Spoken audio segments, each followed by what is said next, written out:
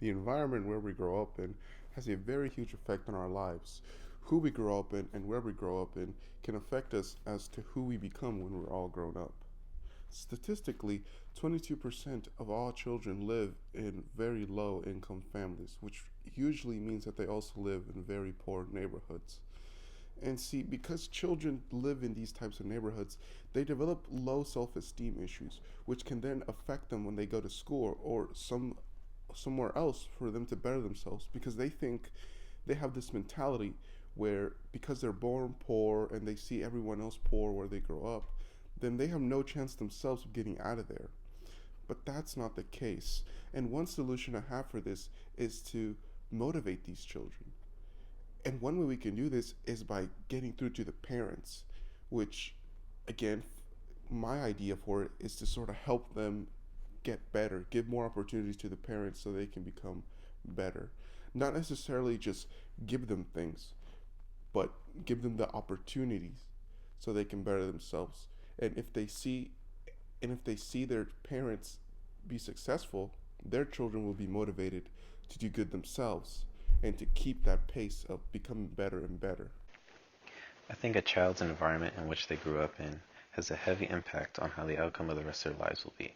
A child born in poverty is most likely to be in poverty later in life. One of our solutions is to create more jobs for the children's parents, which should in turn improve the children's lives. In order for the parents to have more jobs, the government would have to tinker with the federal budget and state taxes, and probably reduce income tax in order for citizens to earn more. Our solution is worth funding because improving a child's life is worth it if all it means is calibrating the tax budget. I can provide aids to children who are in need of financial support by donating to charities. I personally think that the only way to solve this problem is by creating more healthcare programs for these children. If possible, I would like to volunteer myself to go aid children in different countries with different environmental problems. And I believe that if people think and act this way, it can certainly make a lot of difference in a child's life and can make the world a better place.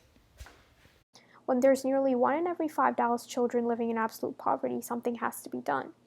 As such, the main focus of this video is going to be providing solutions to contain and cut down child poverty caused by environmental factors in the Dallas-Fort Worth region.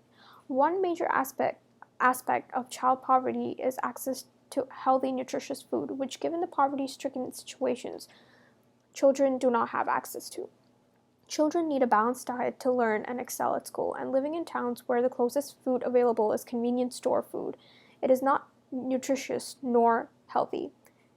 As such, this could adversely affect the child's performance at school, thereby feeding into the vicious, endless cycle of poverty because without proper education, the child will not have access to better jobs. All of this just because the environment that the child is living in does not have enough food resources. As long as food deserts exist, which are essentially just regions that have no official grocery store within a mile or two, environmental factors of child poverty are only going to get worse. Though the obvious solutions to tackling this problem would be to get bigger grocers such as Tom Thumb and Kroger to open a location in these food deserts, poverty-stricken qualities of the town do not seem appealing enough for businesses to open new locations because they cannot make profit there. An interviewee named Hines from the article Life in a Dallas-Fort Worth Food Desert says that it can be difficult for big box grocery stores such as Tom Thumb and Kroger because they're worried about making money. Even with incentives of up to $3 million, Tom Thumb and Kroger and other big grocery stores still refuse to set up shop in food desert locations. Nevertheless, further research suggests that instead of offering big grocers to come to these food deserts, spending adequate resources on the small local grocery stores should be the right step to take, which brings us to the solution that is being proposed. Supplementing small local butchers and grocery shops with fresh produce they could sell or hosting weekly farmers market type settings where farmers could sell their produce that is affordable. As such, not only do these low-income families have access to affordable food, but at the same time it's going to be healthy and nutritious, which could help the kids learn better at school, thereby helping the kid get out of the vicious cycle of poverty.